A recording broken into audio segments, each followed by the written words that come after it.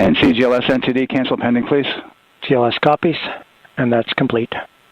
All right, and for all personnel, we got a little bit more work to do before we pick up the clock, and we're about a little over a minute from getting to T-minus 10 minutes, but we've canceled the resume time there, and then we'll pick it up after we get through all of our work and anything else that we need to do to get through the remainder of count. So we'll continue working that to get to our T0 today.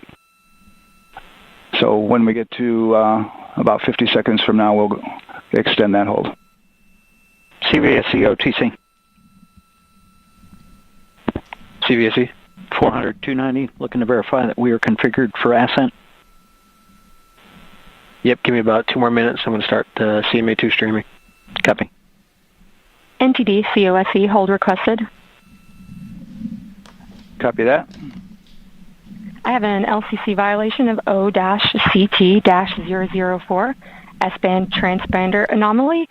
This was a transient LCC violation, so transponder 1 had a demodulated SNR estimate that went down to 2 dBm when it should have been between 10 and 13. It is now back up to 12, but we did lose that for just a moment.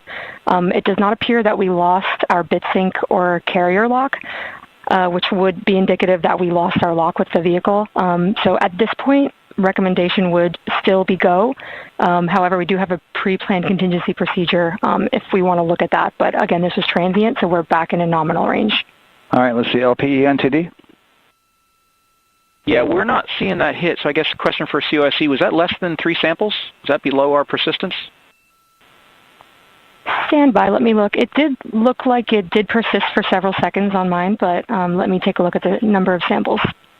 Could I get a repeat on the affected LCC, please? Yes, ma'am. That's going to be O-CT-004. Thank you.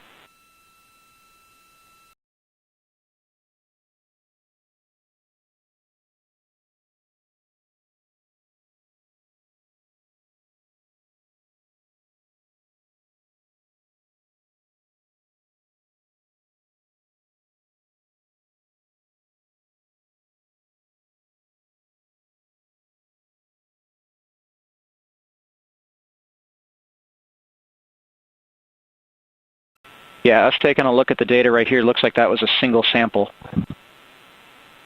Yeah, copy that. RFTS does report that they also lost lock for about 5 seconds. So I would love to ask KUS and see if they also lost lock with the vehicle for any extended amount of period.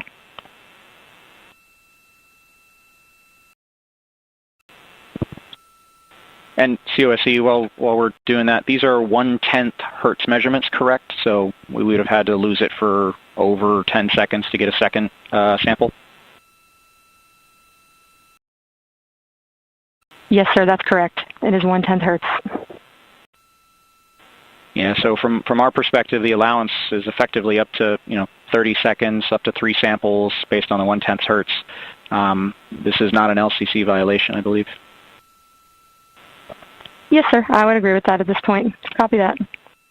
We're checking with KUS on 232. I don't think they have 212 access. We're trying to verify, but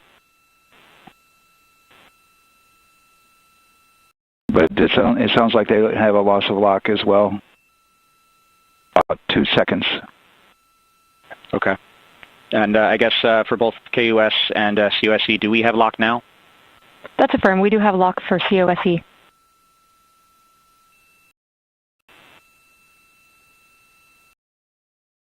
Yeah, so from the integration console perspective, we did have a temporary loss there within the allowable, and per the requirement, let's go. And this is Houston Flight. We have lock and we have good telemetry here in GSE. And KUS is reported to they have good lock now.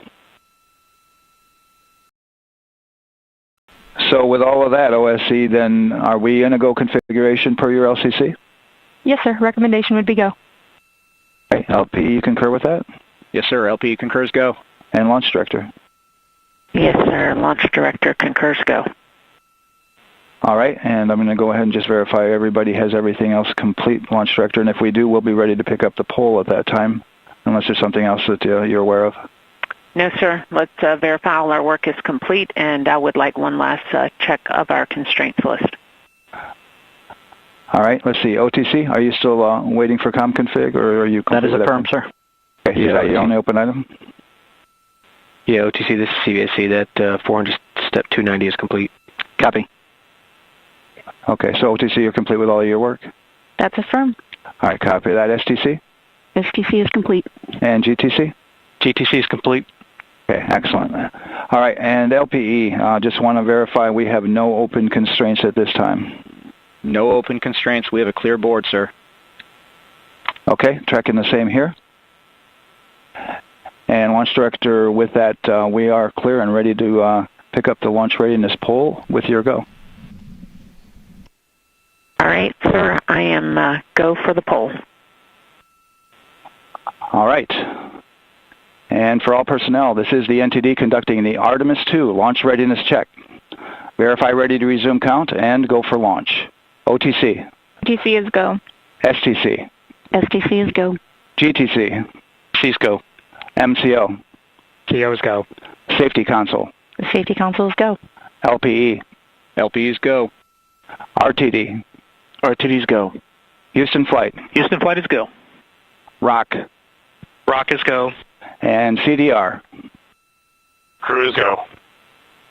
Copy that. Thank you, Reed. And Launch Director, NTD, our launch team is ready to proceed at this time. All right, NTD, I copy all. At this time, I'll perform my poll. Attention on the net. This is the Launch Director performing the final poll for launch. Verify no constraints and go for launch.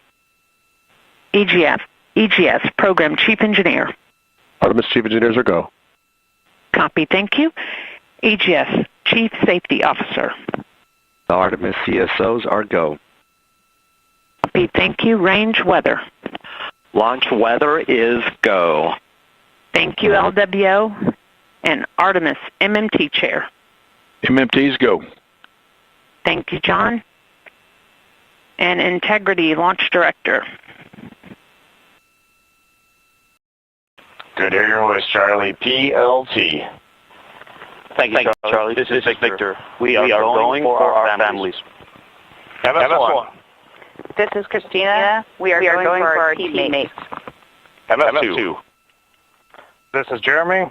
We are going for all humanity. All right, Charlie, your Artemis II crew is go for launch. Full send. I copy that. Reed, Victor, Christina, and Jeremy. On this historic mission, you take with you the heart of this Artemis team, the daring spirit of the American people and our partners across the globe, and the hopes and dreams of a new generation. Good luck. Godspeed, Artemis II. Let's go.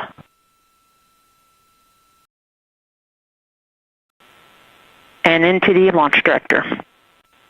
Go ahead, Launch Director. Yes, sir. You have a go to proceed with countdown. Copy that. I'll put it in work. CDR, NTD. Go. Figure your visors and initiate short purge per your EPROC 10.1.1, steps 8 and 9. 10.1.1, 8, and 9 going to work. Copy. CVSC NTD, start and verify recordings of our Orion cameras. Copy. Okay. Well, there you heard it. RSR NTD. RSR. They're getting ready to start terminal count. SMA arm rotation enable at this time, please. It's currently at T-minus 10 minutes. Once we wrap up this last bit of work, SMA arm rotation enable complete. we're going to start that clock. Copy that. Thank you. Integrity crew, close and lock visors.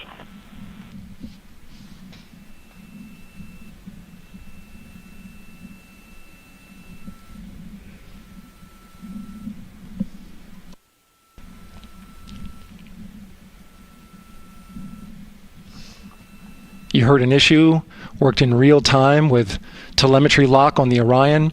It was transitory. It was very short. They checked the data, confirmed that they had a good lock. This was with the S-band transmitter on the Orion.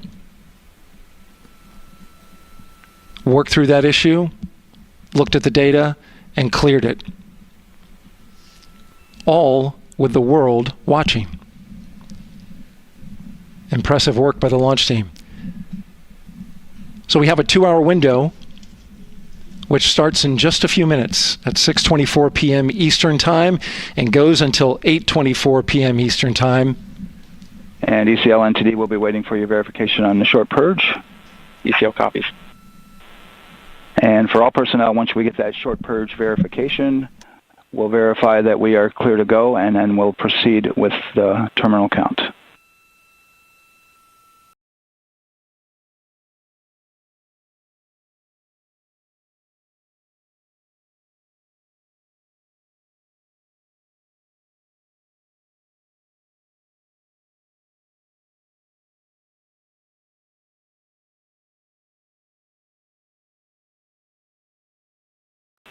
ECL time estimate? About a minute. Copy.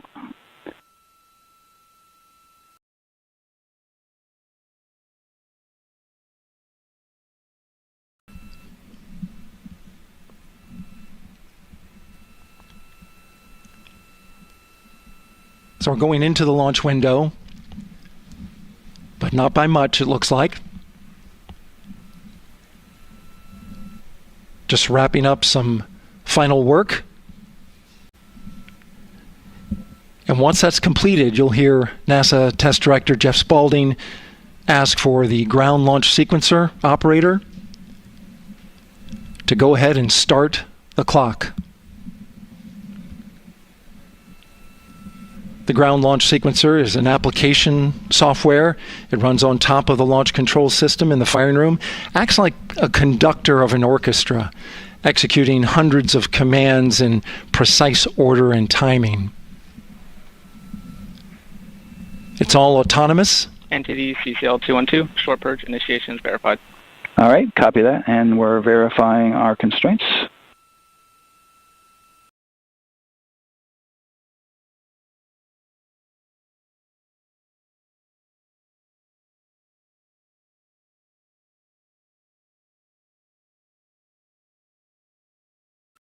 All right, and we're clear from cutouts. And with that, we're going to resume the clock momentarily. And CGLS, you can resume the clock on your mark. GLS copies. 3, 2, 1, mark. GLS mainline has been initiated. T-minus 10 minutes and counting.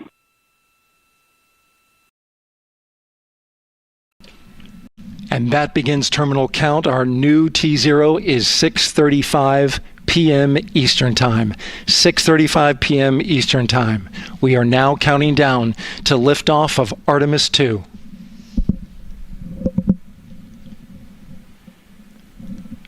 From now on, you're going to hear two voices on the loops. If everything goes nominally, NASA Test Director Jeff Spaulding, who's directly managing the launch team, and Alex Bendelos, the GLS operator who closely monitors the software. He has the ability to stop and restart the countdown.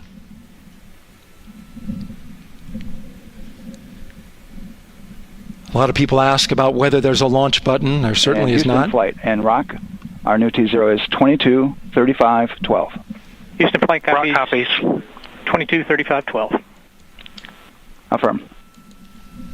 There you heard confirmation of the exact T0, 6:35 and 12 seconds p.m. time. Again, our T0 is 6:35 and 12 seconds p.m. Eastern Time.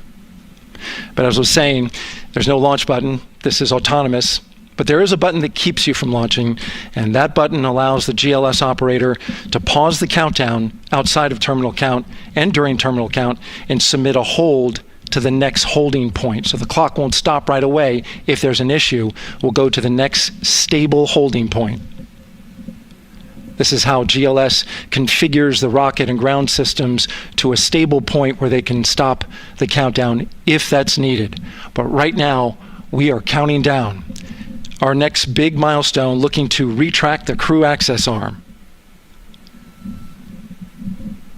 GLS is go for crew access arm retract.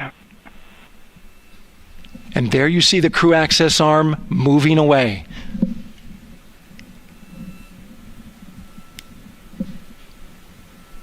That's the path that the astronauts took to ingress into the rocket.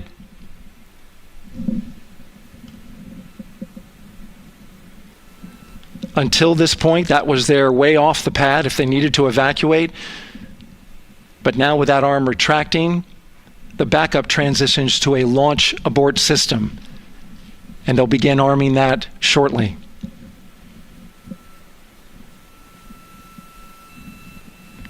Of course, the launch abort system, great shot there of the crew access arm retracting away. The launch abort system is the tower at the top, and that's what would pull Orion and its crew off the top of the rocket in case of an emergency, whether it's on the ground or in flight. This is critical safety hardware that protects the lives of the astronauts.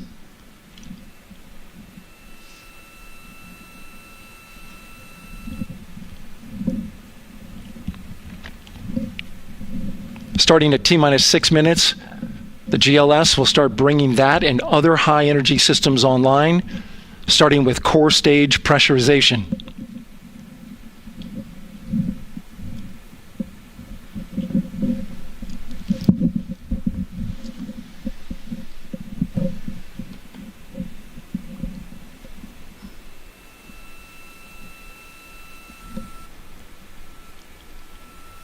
Weather is 90% go. The range is go. All systems are go.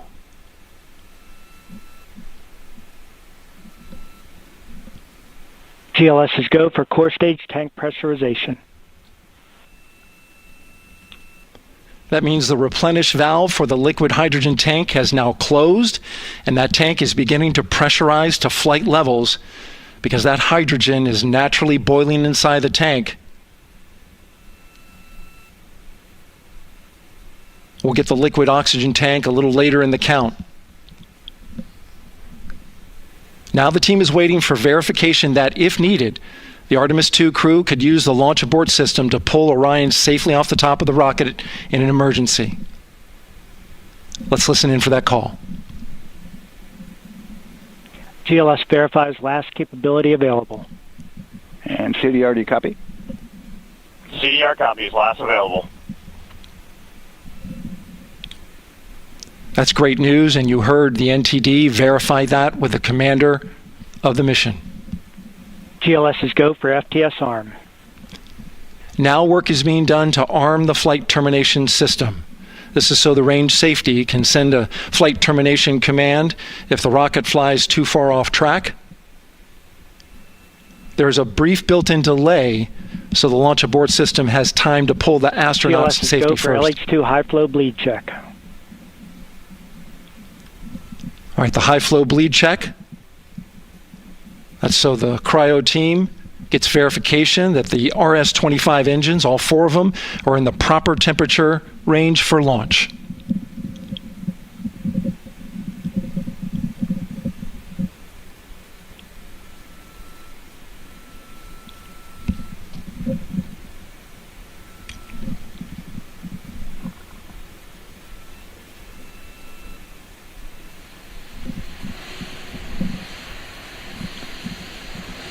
GLS is go for core stage APU start. Core stage APUs start. Those are auxiliary power units, high-speed turbines which provide pressure to hydraulic pumps that steer the RS-25 engines. We're going to see a gimbal test a little later at T-minus 2 minutes and 30 seconds. This is what allows that to happen.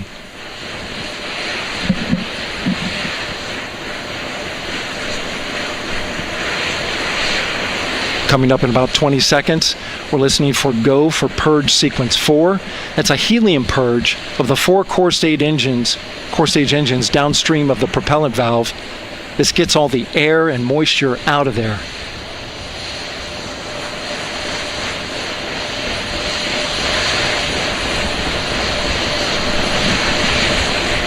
GLS is go for purge sequence 4. Moving through the milestones. All is looking good.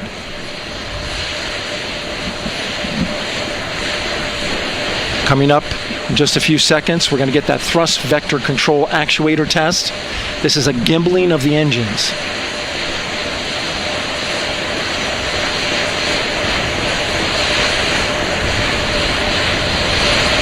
There are the 4 RS-25s, 3 of them Shuttle Heritage, one of them built from shuttle parts.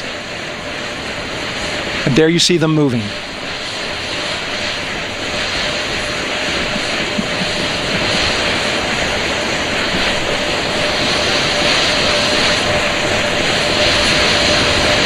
Now we're going to start moving the power from both the upper stage and the lower stage of the rocket to internal, taking ground power away and now going to battery power.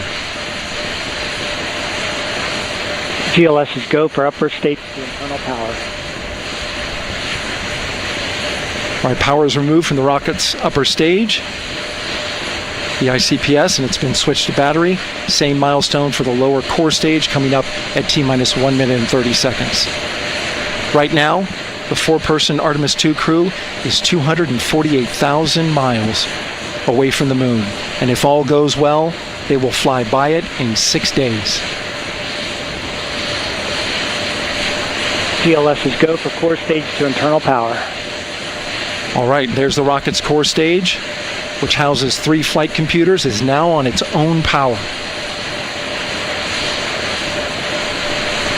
There's no more hold time because there's no more margin on these batteries. So we would have to recycle back to T-minus 10 to recharge if we had a hold.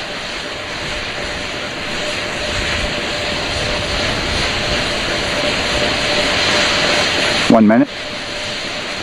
Right now, the rocket does not know what the T0 is, but coming up at T-minus 33 seconds, control shifts from the ground launch sequencer to the rocket's onboard autonomous launch sequencer, or ALS. The rocket will count itself down, but honor any holds that could come from the ground. Now, shortly after liftoff, Houston will take control of the rocket, and my colleague Gary Jordan will take over commentary. GLS is go for ALS. Great call out. The rocket is on its own. 4 brave explorers ready to ride the most powerful rocket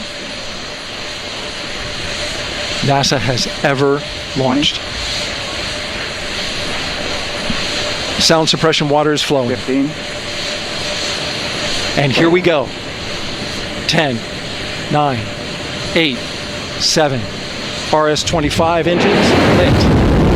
4, 3, 2, 1. Booster ignition. And liftoff. The crew of Artemis II now bound for the moon. Humanity's next great voyage begins. Good roll pitch. Roger, roll pitch. Houston now controlling the flight of Integrity on the Artemis II mission around the moon. Integrity, AMT high. AMT high. On time, passing 30 seconds into the flights. Integrity passes the alternate MECO. Target milestone. Mission Control Houston seeing good performance on 4 main engines. Space Launch System core stage. Integrity, 3 miles in altitude. Traveling more than 1,200 miles per hour.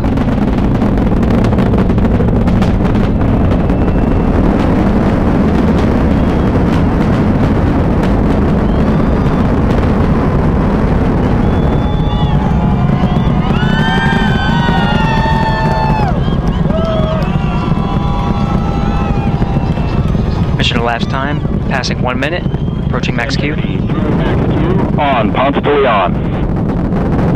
Stan, we have you loud and clear on Ponce de Leon. Have you the same? Communication signal transfer confirmed as Integrity and its crew go supersonic. Approaching 90 seconds into the Artemis II mission. Integrity is 14 miles in altitude, 8 miles downrange, traveling more than 2,600 miles per hour.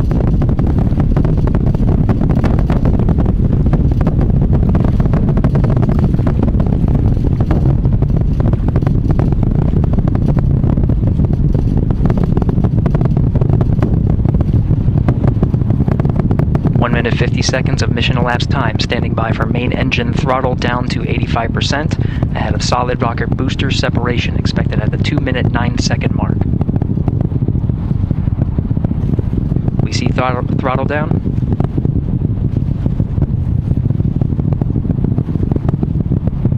Confirmed separation. Main engines throttling up, guidance converged.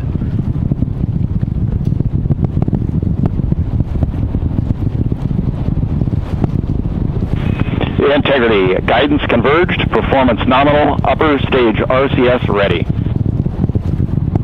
Copy all, Stan. Integrity, SM priming complete. SM priming complete.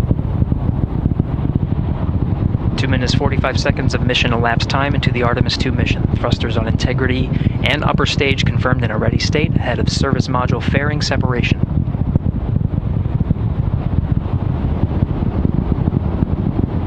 Three minutes into the flight, Integrity 49 miles in altitude, 78 miles downrange, now passing 5,000 miles per hour.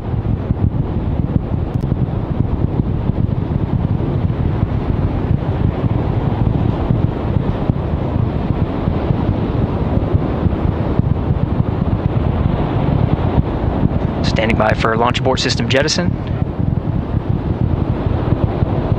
Houston Integrity, good last jettison, great view.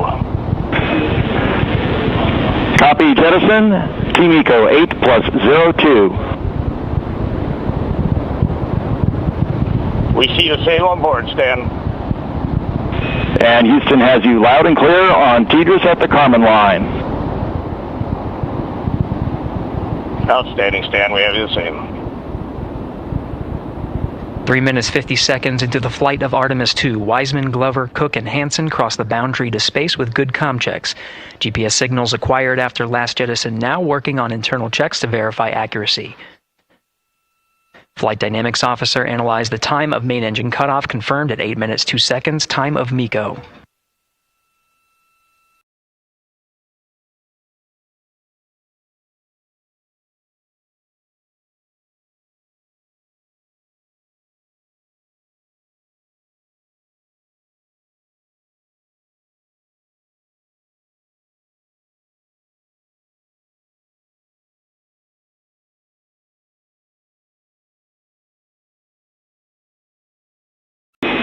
Integrity, GPS processing. Outstanding, Stan. We see the same, and we have a beautiful moonrise. We're headed right at it.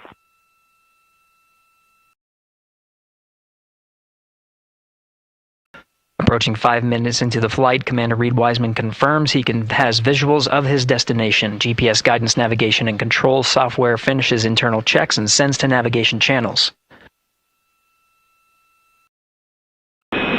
Integrity, 3 engine press. 3 engine press. On time, now passing 5 minutes 20 seconds of mission elapsed time into the Artemis II mission. At this point, 3 good main engines are all that's needed to carry Integrity to a nominal main engine cutoff target. Though at this time, we're seeing 4 good engines here in Mission Control Houston. Integrity, 75 miles in altitude, 330 miles downrange, approaching 10,000 miles per hour.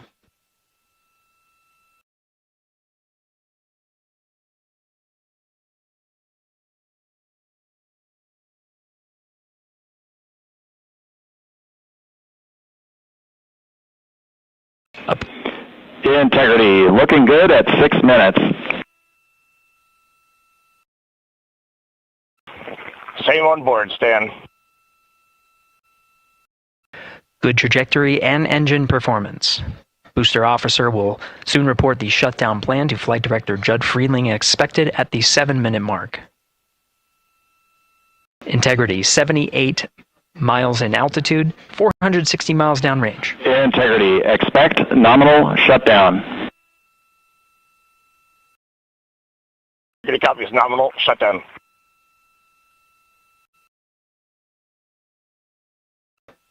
Six minutes 40 seconds of mission elapsed time. Shutdown plan is as expected. Again, the time of MECO was confirmed at 8 minutes 2 seconds into the flight.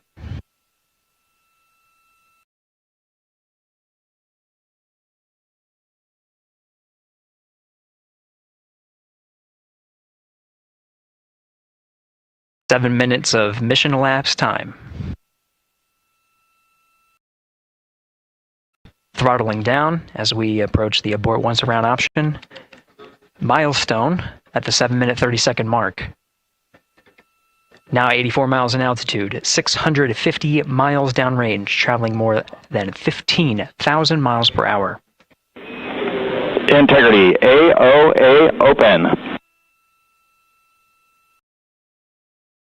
AOA open. The window is now open for an abort once around option that would target splashdown in the Pacific Ocean. Still following nominal ascent at this time.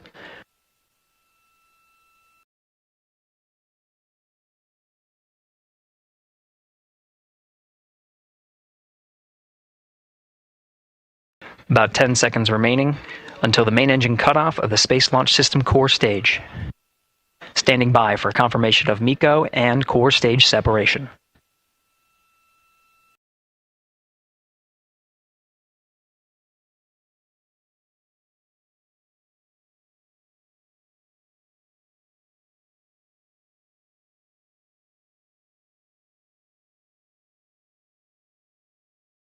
Integrity and nominal MECO, core stage separated.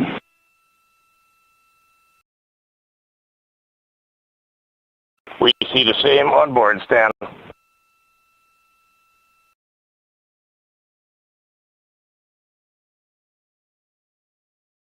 Eight minutes, 40 seconds into the flight, we have a nominal main engine cutoff heading in the right trajectory on the way to swing around the moon. Core stage has separated, done its job. The Space Launch System upper stage, the interim cryogenic propulsion stage, or ICPS, still attached to the Orion spacecraft.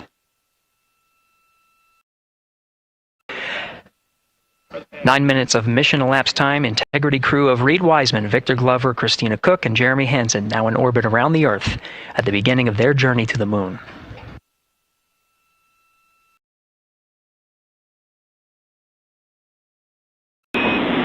Integrity Houston, looking ahead to PRM, numbers so far per the pad.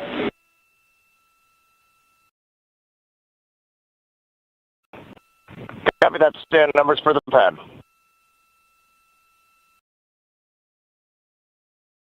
Capcom Stan Loves now reminding the crew that the perigee raise maneuver time of ignition is as expected prior to booster ignition.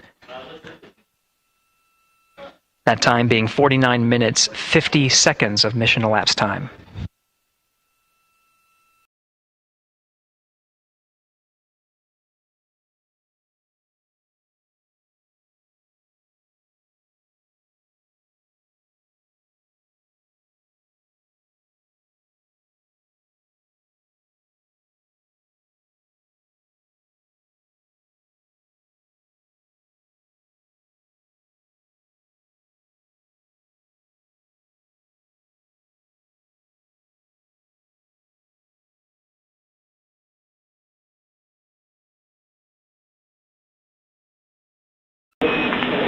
Integrity, good, NEDS deploy.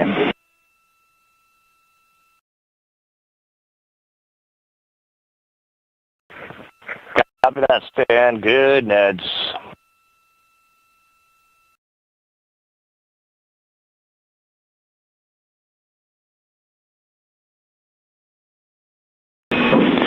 And Integrity Houston for PWD setup, just a reminder, halfway open on the secondary.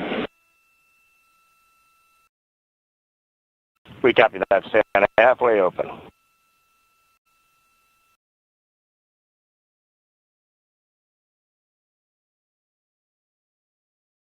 Passing 11 minutes of mission elapsed time. Here, overhearing the conversation between Capcom Stan Love and Commander Reed Wiseman, already passing some milestones. We have a good nozzle extension deployment system. That is confirmed. Complete. We also have the visors are confirmed up. Now past the dynamic phase of flight, that is Ascent. Their launch and entry suits that provided them an extra layer of protection. Now not as needed. They're going to raise those visors. And later in today's mission, they will begin to egress or get out of the suits to begin some of their initial tasks of activating some of the systems aboard in the Integrity spacecraft. It's passing 12 minutes of mission elapsed time. Again, the perigee raise maneuver that's targeted near 50 minutes of mission elapsed time, 49 minutes, 50 seconds. That's what the crew is going to be working towards. The Commander Reed Wiseman, pilot Victor Glover will focus on preparing for that milestone. In the meantime, mission specialists Christina Cook and Jeremy Hansen will start some of the activation of environmental control life support systems. You may hear confirmation of their activation over the Orion to Earth communication network. Houston, C3 aux power back in auto. Copy C3 aux, and we're 2 minutes to maneuver.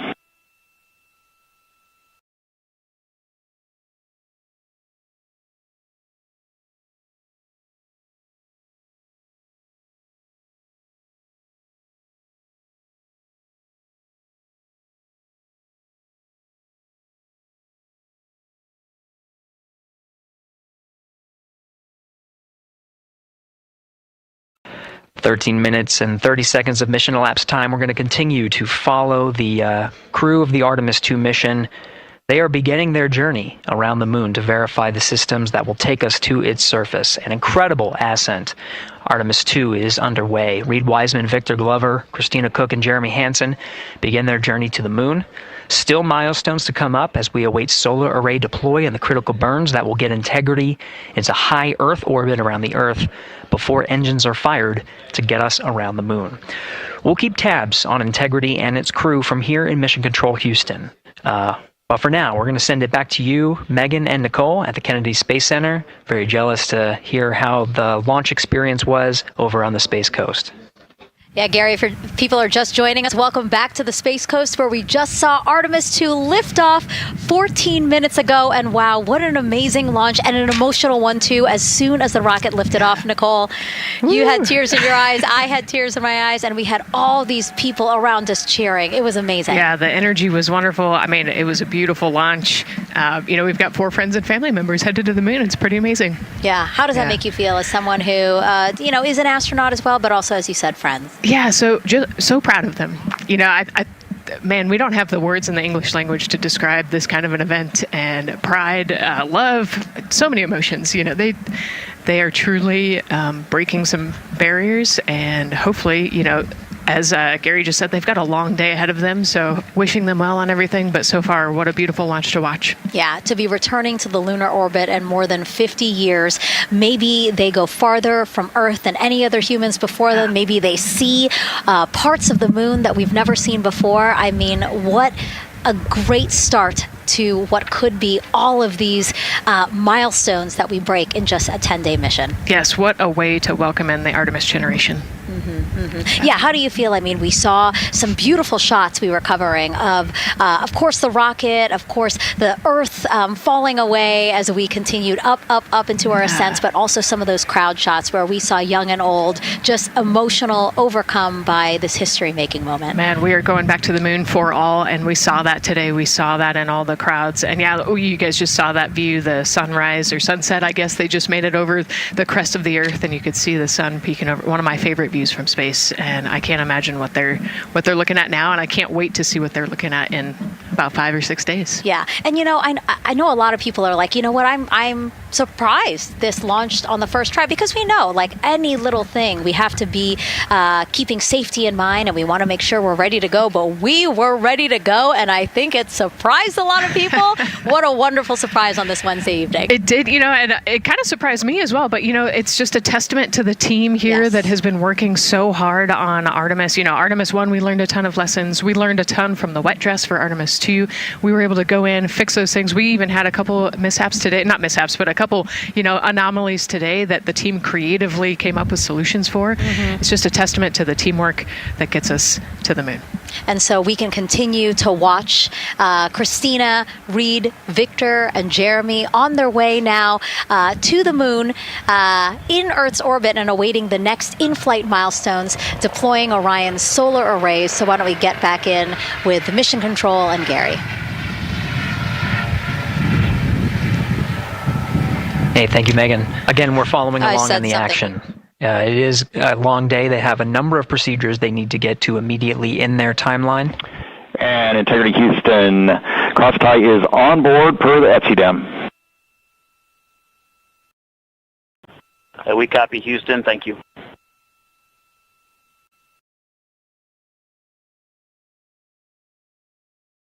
Cross-tie referring to flight controllers here initiating a connection between some of the batteries aboard the Orion spacecraft, allowing for an even distribution of power. This is the flight control teams that took us through Ascent of the Artemis II mission today. Right now we're, as you see, passing 18 minutes of mission elapsed time. The Orion spacecraft integrity and the interim cryogenic propulsion system are maneuvering tail to sun. It is in this orientation, this attitude. Integrity anywhere until that momentary prop caution.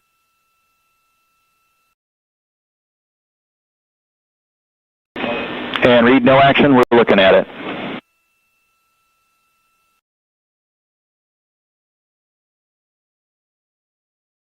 Commander Reed Wiseman verifying what is being routed to his displays aboard Integrity.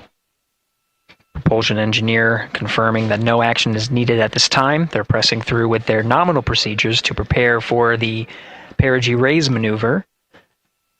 And of course the solar array wing deploy ahead of that. The solar array wing deploy is a critical milestone. We'll continue to have our coverage follow the mission until that deployment. Successful launch is just the beginning. The deployment of the solar arrays and successful confirmation that those solar array wings are drawing power is a significant milestone and says to the flight control teams that we will continue on today's mission. Power needs to be drawn to continue through some of the next milestones. Until then, the AOA open option that was called up upon ascent, the aboard once around, is the current option, and the board to orbit option ATO will be switched to a preferred mode at the time that the solar array wings are deployed and latched. It gives the flight control teams a little bit more flexibility. Yeah, Integrity Houston, update on TDRS handover for your pad.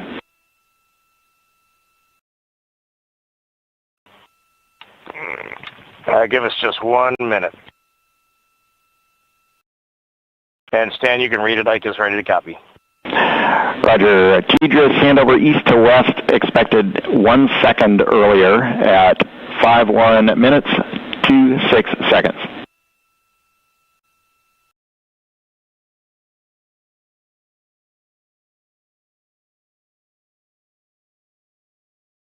Hi, Stan. We copy 1 second earlier for 5126 TDRS east to west, and saws are starting to deploy. Thermal knives are firing. We concur. Thanks for the report.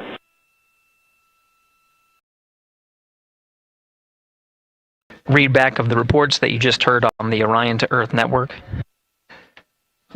Integrity has maneuvered tail to sun. The RL-10 nozzle on the end of the ICPS is pointed towards the sun, and the solar array deployment sequence has begun. With the deployment confirmed, it'll be several minutes until they are what is called in a latched position. Once they are latched and confirmed to be drawing power, they can switch the mode to ATO and continue along the mission. The teacher's handover at the pad, that message meant the crew was provided some preliminary numbers of when to expect handovers between the tracking and data relay satellites.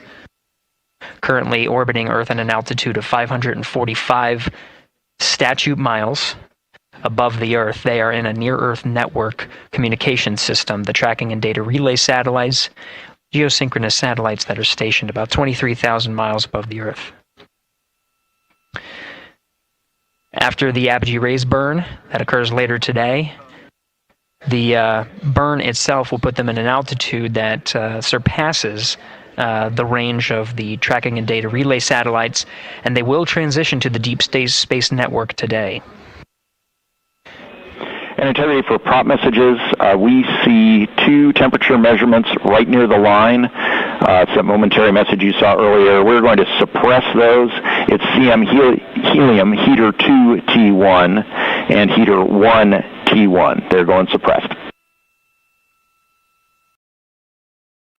Integrity, thank you. We see the same.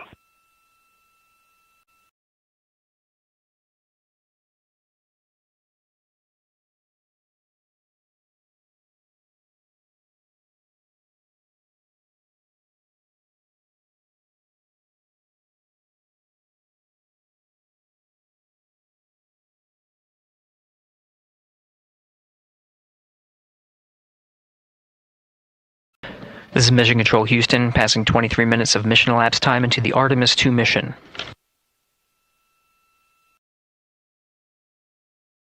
This is after a launch that began at 5:35 and 12 seconds Central Time, 6:35 and 12 seconds p.m. Eastern Time. Right now, the orientation you're seeing from our arrow visualization that translates some of the telemetry that we're getting from the spacecraft and puts it into a model so you can follow along on some of the milestones that we are following here. The RL-10 nozzle that you see at the left end of your screen, though it is currently not firing, that nozzle is pointed towards the sun, and the solar arrays are currently deploying. From this visualization, they look fully stowed in a position. Integrity, we are happy to report that Jeremy has the O2 sensors on. Copy O2 sensors.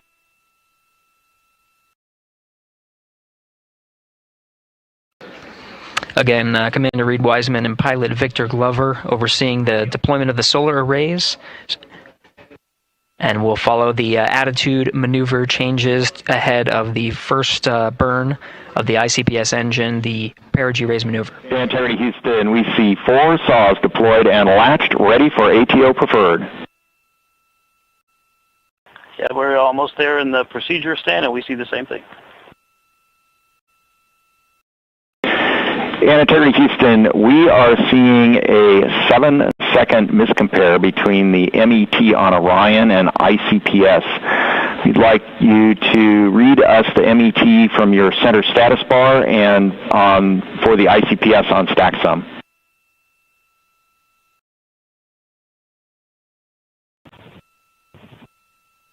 And Stan, we see a absolutely precise alignment. MET 25, 14, 15, 16, precisely aligned with ICPS MET. Copy, thank you for that. We'll investigate a ground issue. And Houston Integrity, ATO preferred set. Copy, ATO preferred.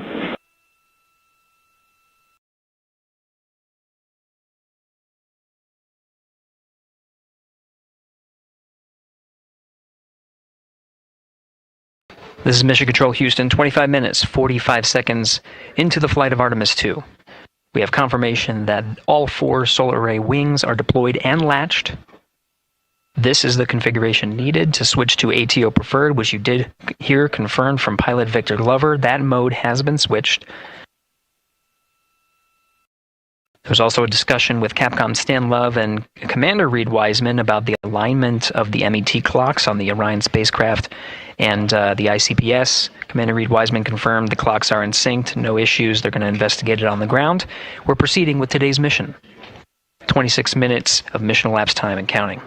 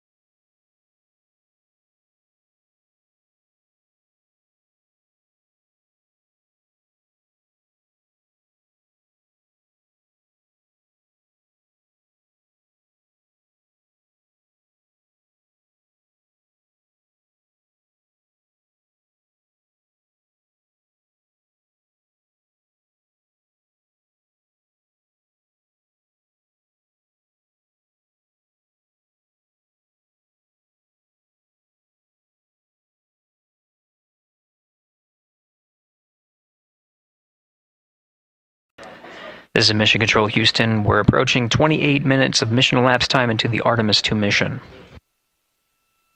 At this point, we've had a successful liftoff from the pad at 5:35 p.m. and 12 seconds p.m. Central Time, 6:35 and 12 seconds p.m. Eastern Time. We've had a good main engine cutoff, core stage separation, and a good trajectory to begin today's mission. Right now, the spacecraft has maneuvered tail to sun. We're standing by for another maneuver to maneuver into the burn attitude. This is where the RL-10 engine of the ICPS is pointed in the correct orientation for the perigee raise maneuver. We did hear confirmation that the perigee raise maneuver time of ignition has been confirmed per the pad, which means it was the predicted time prior to liftoff. Integrity for GNC, we're taking channel 1 to unfiltered and to BFS. Okay, Stan, we're watching. Go ahead.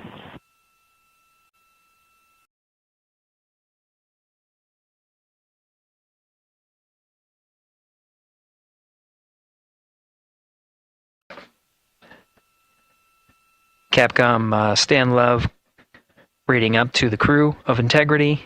They will switch the navigation source from channel 1, standing by for confirmation that that switch has occurred. Pilot Victor Glover will receive confirmation when, and as at least watching to confirm that that switch has occurred. Again, the perigee raise maneuver that we're heading towards, not too long from now, we're actually inside 20 minutes at this time from the time of ignition of the perigee raise maneuver.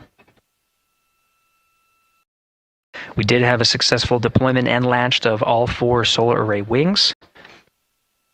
This is the configuration needed to commit to the perigee raise maneuver. Of course, flight controllers here in Mission Control Houston will continue to evaluate that everything is good before committing to that burn. The perigee raise maneuver does raise the perigee, the lowest point in the orbit, from 15 to 100 nautical miles. The 100 nautical mile mark is needed to continue in low Earth orbit and hit the target for the apogee raise burn. That will put them in a high Earth orbit for the remainder of the day and set them up for the right position to execute the translunar injection and head to the moon tomorrow. The burn duration of the perigee raise maneuver is 26 seconds. A relatively short burn, but it does raise the perigee and do the job to get into the correct position before firing that main engine on the ICPS. The pad had a TDRS handover. This is the tracking and data relay satellites. East to west, they are geosynchronous satellites that are positioned around the globe. And as Orion makes its way around the Earth right now, above the west coast of Africa, at an altitude of about 923 statute miles, and counting.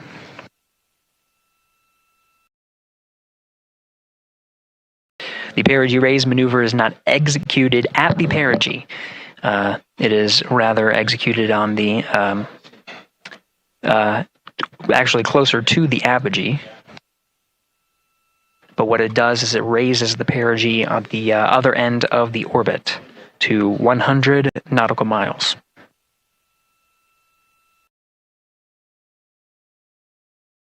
The 26-second duration burn does not conflict with the time that they've reported of the tracking and data relay satellite handover from TDRS east to west.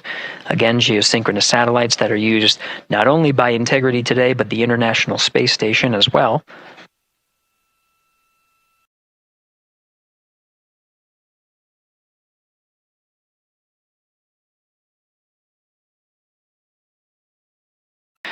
That time of handover is 51 minutes, 26 seconds.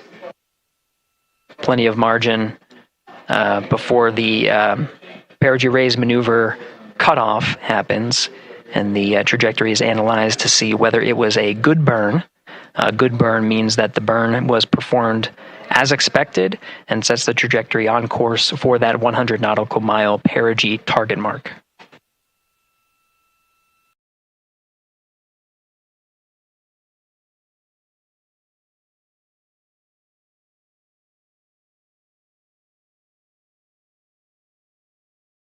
Again, for those sticking with us on NASA Plus and following along on our coverage, we will continue to follow and to cover the mission until, we'll continue to cover the mission 24/7.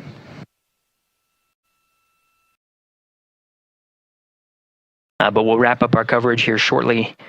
And now that solar array wing deployment has occurred on NASA Plus and Amazon Prime. Again, we will continue coverage 24/7 at the NASA YouTube channel. For those that want to see all of the upcoming milestones, there are select times where we will be coming back to NASA Plus and other streaming platforms. You can go to nasa.gov to find the latest on when to find those activities. Given that this is an operational mission, we do want to make sure that we are maintaining transparency in the mission and providing you all the information on what's happening in space as Reed Wiseman, Victor Glover, Christina Cook, and Jeremy Hansen head on their mission around the moon.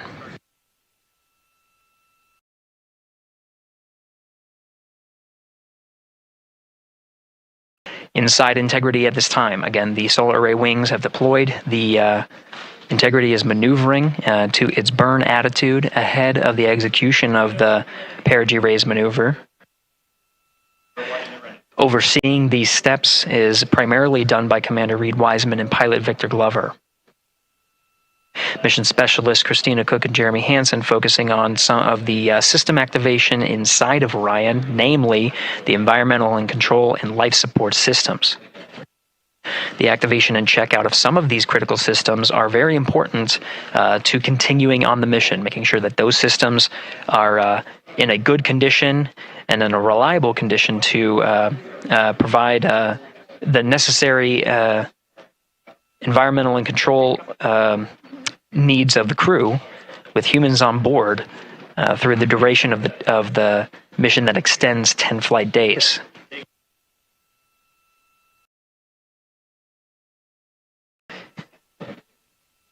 Standing by for an update to the perigee raise maneuver time of ignition.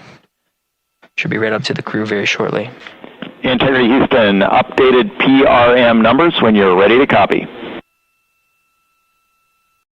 All right, Houston, we are ready to copy. TIG is 2 seconds earlier at 4 minutes, 48 seconds. TIGO unchanged at 26 seconds. 49, 48, TIGO 26.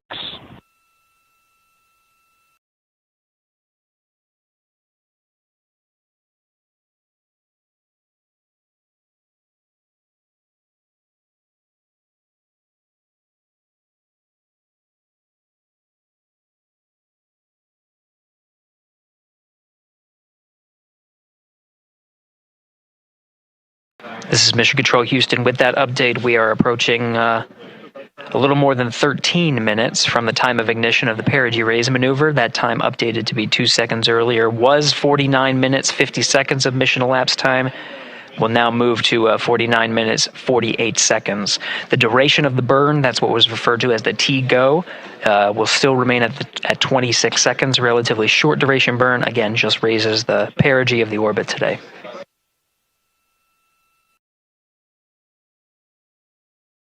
Making sure they hit the mark on that time of ignition is the primary concern of Commander Reed Wiseman and pilot Victor Glover. Mission specialist Christina Cook and Jeremy Hansen inside activating those environmental control and life support systems.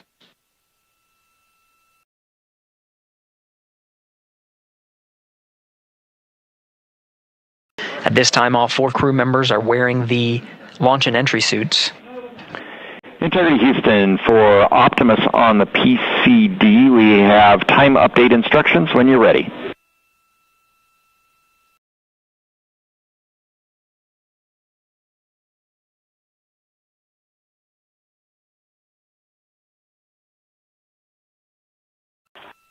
And Houston, Integrity, we copy. Hands are pretty busy at this time. I think we will call you back when we're ready for that. All right, that one is not urgent. 2 minutes to maneuver to PRM attitude. We are watching and concurred. 90 seconds-ish, maybe. Pilot Victor Glover confirming that maneuver less than 2 minutes. Again, that the point of that maneuver is to point the main engine of the ICPS, the RL-10 engine, in the proper orientation to execute that 26-second burn. It needs to point in the correct position to achieve the goal of raising the perigee to 100 nautical miles.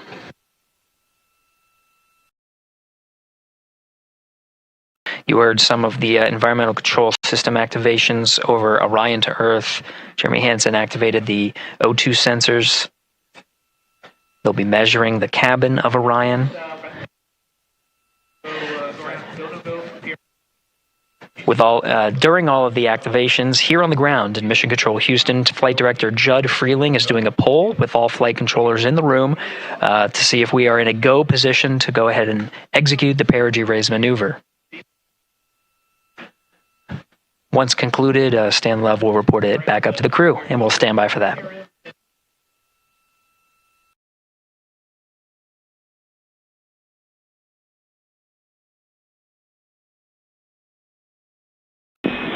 Integrity Houston, MCC polls go for PRM, pending attitude and SAWS.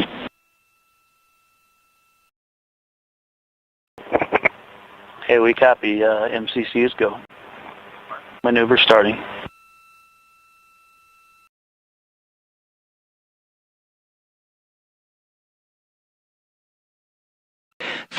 Minutes of mission elapsed time. The maneuver to the burn attitude has begun.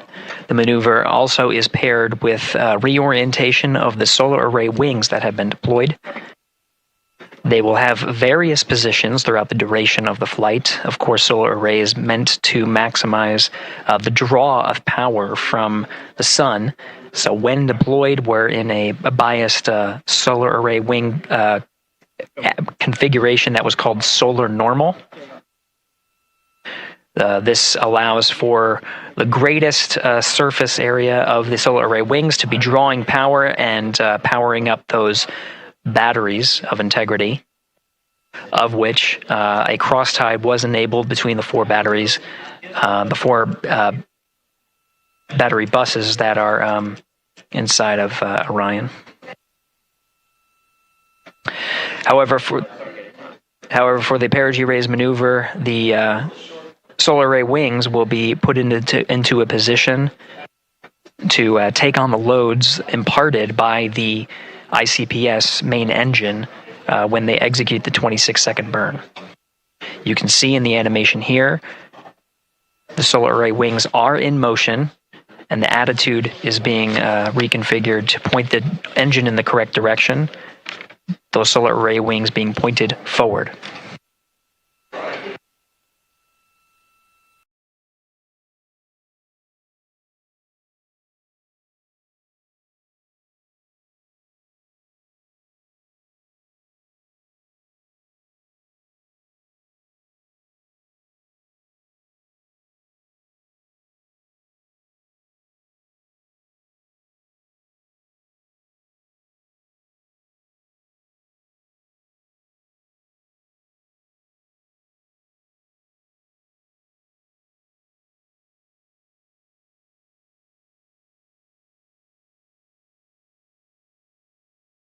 You're getting a live look inside the Artemis II mission flight control room. The team you see here oversaw the ascent of our four astronauts inside Integrity, launching at 6:35 and 12 seconds p.m. Eastern Time. Now again, this room will be occupied 24 hours a day, 7 days a week, with flight controllers shifting on 3 shifts to oversee 24/7 operations of Artemis II while in flight. We will cover that live on the NASA YouTube channel, and we'll be covering that around the clock as we begin to wrap up our coverage here on NASA Plus. Before I do want to send it over to our colleagues at the Kennedy Space Center. And to my colleagues, it was a pleasure to join the teams at the Kennedy Space Center and be a part of such a historic launch. Here in Houston, again, we're turning our attention to the mission. And for now, we'll say farewell and thank you to our colleagues there for today's launch coverage. We'll see you again soon for Splashdown. This is Mission Control Houston, sending it back over to Megan and Nicole at the host desk. Thank you, Gary. And yes, it was such a pleasure to be a part of this historic mission that started right here at Kennedy Space Center. It was such an amazing sight to be a part of.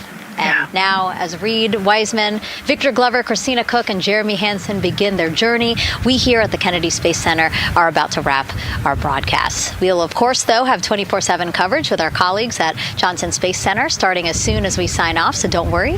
You can follow along our 4 astronauts every minute of their nearly 10-day journey to the moon and back. Nicole, I'll definitely be watching it, and I'm sure you will, too. Yes, of course. You know, they just started, right? The launch was beautiful. This was a historic day. They're on their way back to the moon for the first time in over half a century, but they've got a lot of work ahead of them, and so we're excited to see what they have to do and excited to test out the Orion spacecraft. This is a test flight after all, and we're excited to see what we can learn from this mission. Very humbling, inspiring. It was really amazing to be a part of this, and I'm so glad that so many people joined along by either watching here in person or watching online. And of course, Nicole, thank you so much for sitting through this, answering questions, adding so much context and information that really brought a lot out of what we saw today. Oh man, I had a blast. You're a rock star. You're a professional. This was great. Oh, you're great. So this was a wonderful day. Well, again, thank you so much, and thank you to you for watching at home. You know, tonight we didn't just launch a rocket, we launched the next chapter of human exploration. Our Artemis II crew now on their way back to the moon, and we're taking you with us. So thank you again for watching, and go Artemis II.